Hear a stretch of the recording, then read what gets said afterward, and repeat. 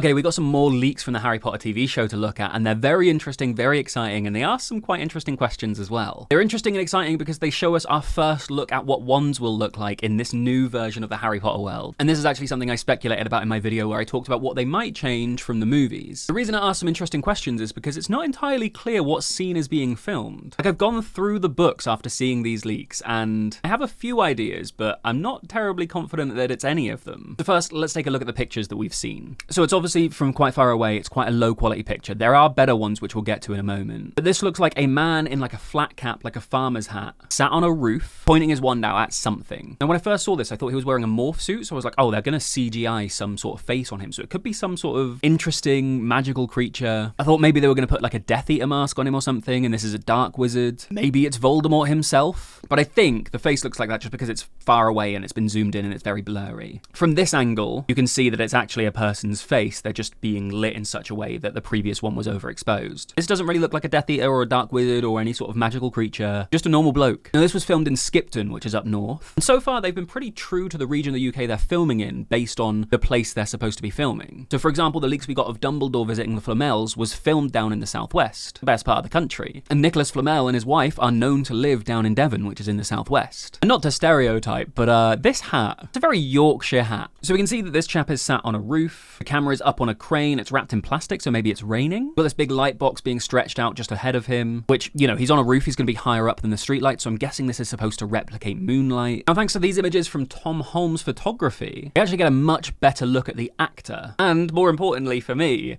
the wand. So in a video that I made talking about what they can actually afford to change in this series and what they have to keep the same, I said that things like Hogwarts kind of has to stay the same. Too many tourism attractions, they sort of hinge on Hogwarts looking the way Hogwarts looks. Things like costumes and props like wands, they can actually afford to change a little bit. So I said specifically wands, they are known for their wood type and their length. That's how they're referred to. Ollivander will be like 13 inches, beech, 9 inches, willow. So they still kind of have to be roughly the same length and they still have to be made of wood. But I speculated that they could root magic a bit more in the natural world by making them look a bit more like twigs. You know, here's some wand replicas from the movie, and we've got like a bone, which is Voldemort's, which I take issue with anyway. We don't need to pay too much attention to that one. We've got Harry's wand, which does look twig-like, very natural with its wooden details. We've also got Lucius's wand, which is much more artificial. It's been tampered with. There's sort of a handle that's been attached to it. It's basically jet black. I don't see a whole lot of jet black trees out there, so it's definitely been changed a little bit. And I said they could go either way. They could make wands a little bit more artificial, a little bit more tampered with, give them accessories and handles and carvings, or they could go the other way and make them more stick-like, more like sticks that have literally just been felled from a tree. And from these images, it looks like that's exactly what they've done. Like, one thing you never got with the older ones from the movies is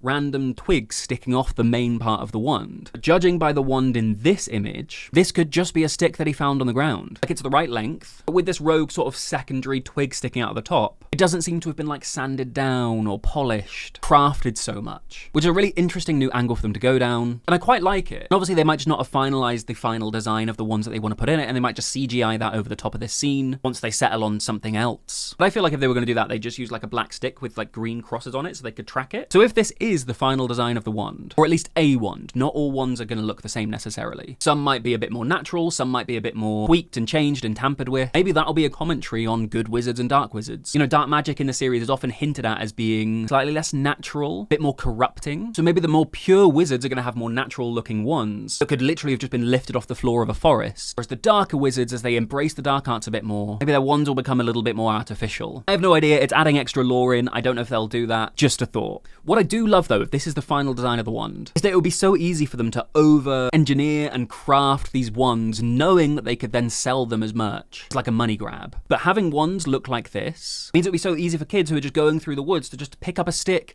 and pretend they're in Harry Potter, which I love. You know, I've been very vocal about the fact that when they first announced this series, it really felt like a cash grab, because it didn't really feel like the movies needed remaking. So the fact that not everything is just going merch, merch, merch, merch, merch is their first thought when they're designing props like this saves a little bit of grace in my book. So now we've talked about the wands, what scene could this be? Because I don't really recall a chap stood on the roof of a residential housing estate flicking his wand around. Like, this guy is clearly casting spells from on top of this chimney. And in the Philosopher's Stone, that doesn't really happen. Now, interestingly, in this picture, the light is a lot colder, it's a lot whiter. Really does give that silvery light of the moon, right? And I know they're not the best quality pictures, clearly zoomed in from far away, but in these images, lighting looks a little bit warmer, doesn't it? Like, look at his hand here, it's basically red. And the light on his face is a lot warmer. You know, if we compare the shots, here, he's winding his wand up ready to cast a spell, and the light is much cooler, a much more natural skin tone on him. But as he seems to be reacting to whatever's happened, the light has gone more red. I don't know if he's like setting fire to something. Maybe he's in some sort of duel. Those thoughts lead me to my ideas for what scene this might be. My first thought was maybe we're getting a montage of the First War, or at least as it's coming to an end, like the day leading up to the Potter's death. We know they were in Lustley filming Godric's Hollow. I actually went to the village where they filmed that. There's a link down in the description to that video. So we know we're getting the day the Potters died. And so I thought maybe this is someone from the Order standing watch near Godric's Hollow. Maybe it's showcasing other parts of that First War, how it spanned the whole country. You know, we know from the Order of the Phoenix that a lot of people died in that war. But in the same breath, this could be the aftermath of Voldemort's downfall. We know people like Bellatrix and her husband and Barty Crouch Jr. were still hunting members of the Order after Voldemort's first downfall. So this could be a part of that. I started looking through the book at what scene this could be, and one thing jumped out at me. Before Hagrid brings Harry to Privet Drive, Dumbledore and McGonagall are talking out on the street. They're talking about the celebrations. They're talking about how wizards and witches are celebrating all over the country after finding out that Voldemort has been defeated, that the war is over. She says, oh yes, everyone's celebrating all right. You'd think they'd be a bit more careful, but no, even the Muggles have noticed something's going on. It was on their news. I heard it. Flocks of owls, shooting stars. Well, they're not completely stupid.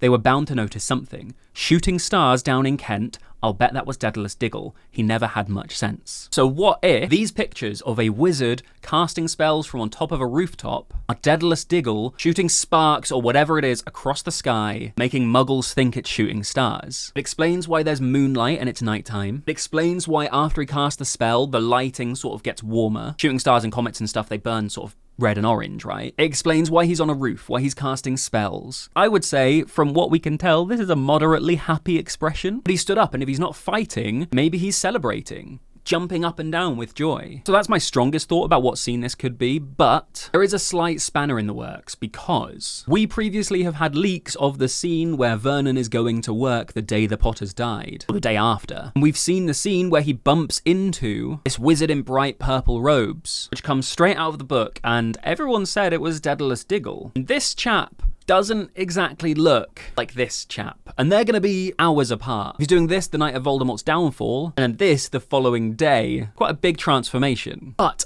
this passage doesn't necessarily confirm that it is Dedalus Diggle he bumped into. When he leaves his office, he walks straight into someone just outside of the door, and the tiny old man stumbled and almost fell. It was a few seconds before Mr. Dursley realised that the man was wearing a violet cloak. His face split into a wide smile, and he said in a squeaky voice that made passers-by stare, "Don't worry, my dear sir, for nothing could upset me today." So it's never really confirmed that this is Dedalus Diggle. It could just be a generic wizard wearing bright purple robes, meaning that this could be Dedalus Diggle casting his comets and shooting star spells, and that this could just be anybody else. That said, notice how it says, his face split into a wide smile and he said in a squeaky voice. As Harry meets Dedalus Diggle briefly on his way to Diagon Alley with Hagrid, but later in the Order of the Phoenix, he meets him again. And excitably, Dedalus Diggle squeaks instead of speaks, wearing a violet-coloured top hat. Now, of course, the producers of the show might not be going that granular with who does what in these montages, because these aren't going to be big scenes, right? They're going to be small, passing moments, all stacking on top of each other to show the excitement of the wizards. On the other side of things, McGonagall could also be wrong about who she thinks is casting the shooting stars. This might be Dedalus Diggle. This might be some random other excited wizard. But McGonagall just blames this guy because he doesn't have much sense, she says. Anyway, those are the latest pictures that we've had. Let me know what you think of the wand, what you think this scene might be. I'm going to be covering a bunch of stuff leading up to the show coming out, so make sure you subscribe so you don't miss that. I want to say a huge thank you to my Patreon supporters: Samuel, Johnny, Charles, Martin, Elvind, Jessica, Curtis, Jordan, and Misty. I'm really trying to pump out as many high quality videos as I can, and supporting me on Patreon really helps me with that. Thank you so much, guys. If you want to support me on Patreon, there is a link down in the description. And if you want to hear me talk about the leaks that we got of the Diagon Alley set, you can check out this video, where I go in depth about what we've seen so far and compare it to what we had in the movies and also what we got in some of the illustrated books.